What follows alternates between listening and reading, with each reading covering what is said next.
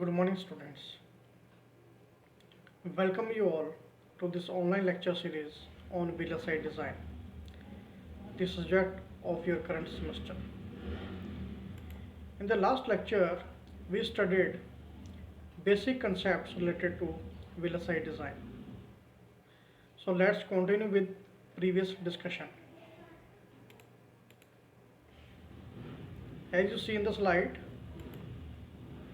today in this lecture of VLSI design, we shall be talking about various topics related to the design representation, such as basic design, wire diagram representation, a register level structure with few examples, basic steps in design flow, and information about the other steps used in the design flow.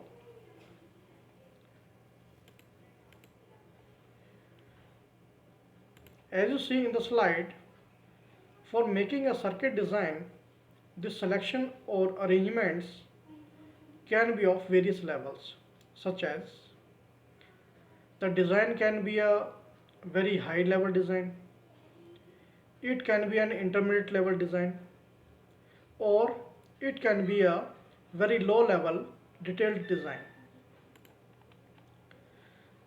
So here what I want to say is that the design at any level can be visualized or viewed from three possible angles. So what are those angles? These are behavioral and structural and physical. The behavioral means what the design is actually supposed to do or perform. Then we have structural.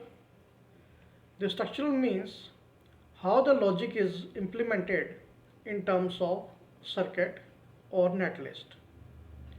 And then we have physical, which means whether it is implemented on a chip or as a module or as a cell. Likewise, because of these three angles, it is observed that all the designs and all the design possibilities can be represented by these three. So regarding this, a wire diagram framework is created. So let us see how this wire diagram looks like and how it can represent the various aspects of a design using three different angles.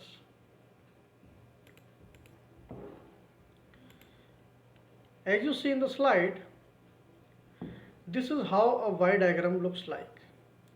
Here you can see that the three arms of Y corresponds to three angles of visualization, such as behavioral, structural and physical.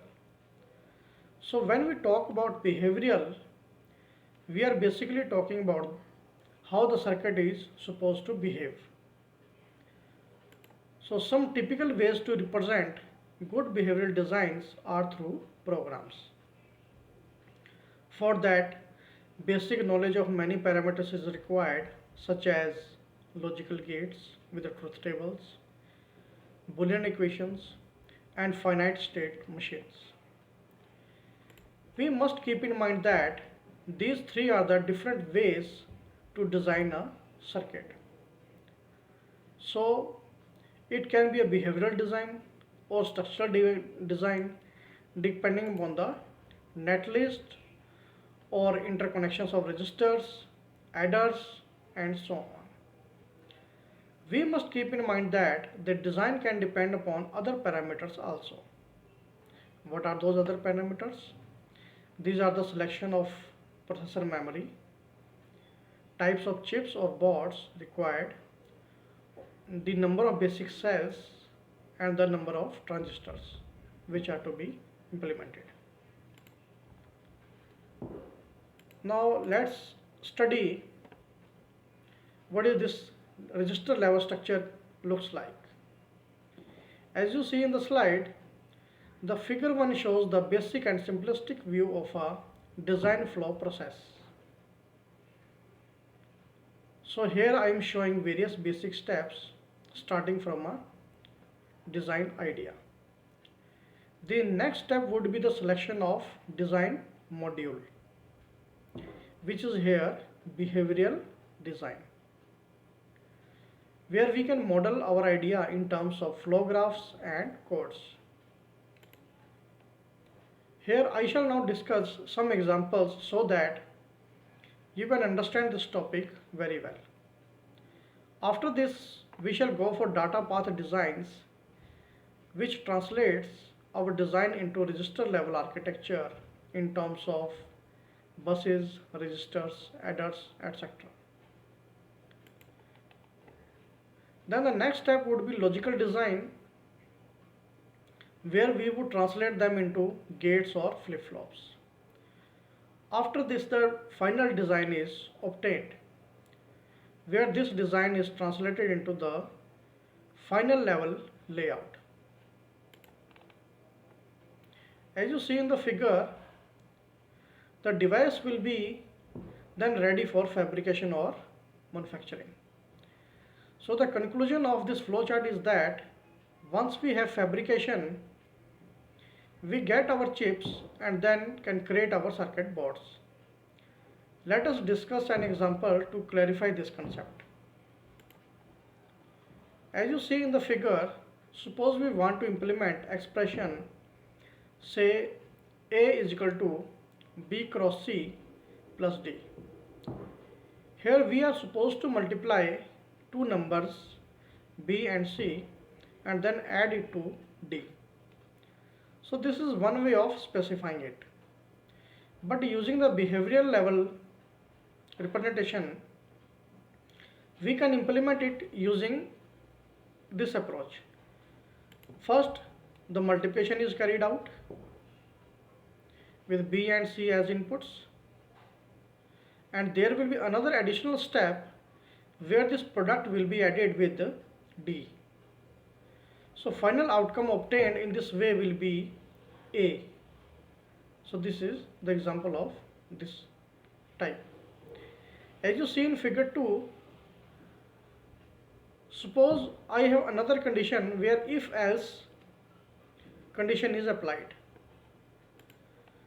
Suppose for some condition, if A is true, then we carry out step S1, else we carry out step S2.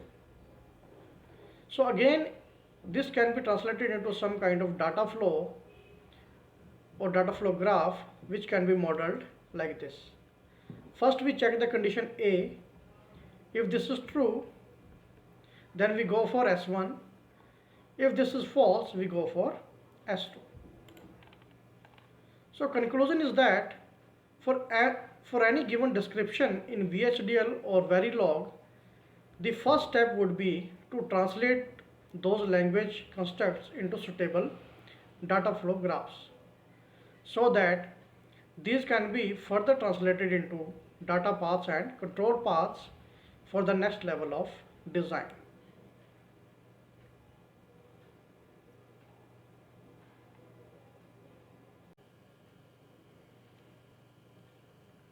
So let's see another example.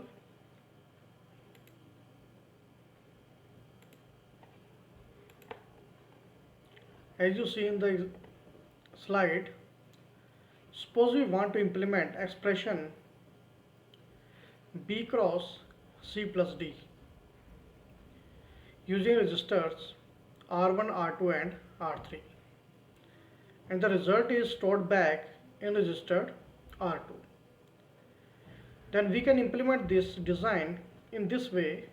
First, we select register R1, which holds some data B. Here we must note that during design we are not talking about variables, but we are talking about the hardware registers. Suppose there is a multiplier circuit which takes two inputs from R1 and R2.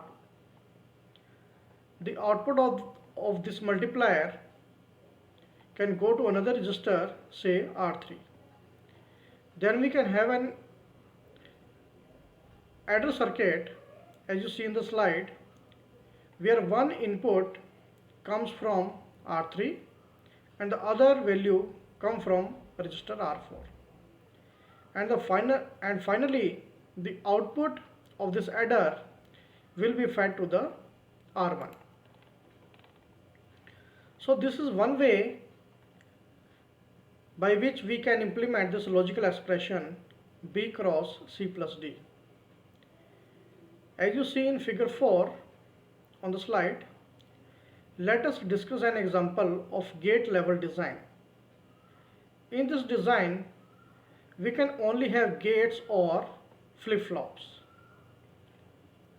So let us say we have gates and flip-flops. Suppose D flip-flop with output Q and with the clock input given here, CLK.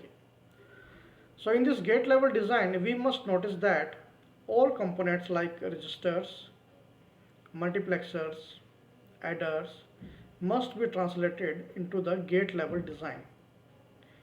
Only after that, these gates or flip-flops can be translated into its equivalent transistor representation. For example, there is a CMOS representation of 2-input NAND gate with inputs A and B as inputs. As we see in the layout, we finally have two metal layers, some diffusion layers, and some polysilicon layer as shown in the diagram. So what we can conclude here is that the final layout consists of nothing but various rectangular shapes, and these rectangular shapes can be on metal diffusion layer or on polysilicon layer. Also there are some contact cards for the connections. So for the transistor layout, this will be the final phase at the end.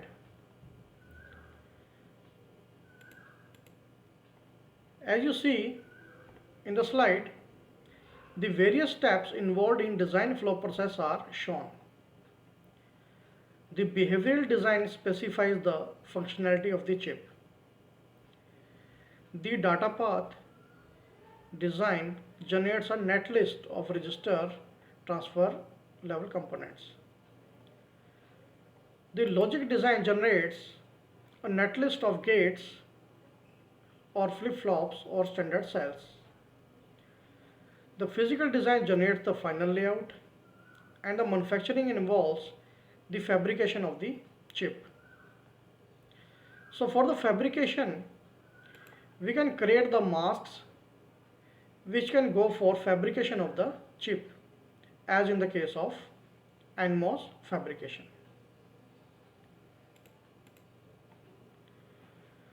Other steps in the design flow.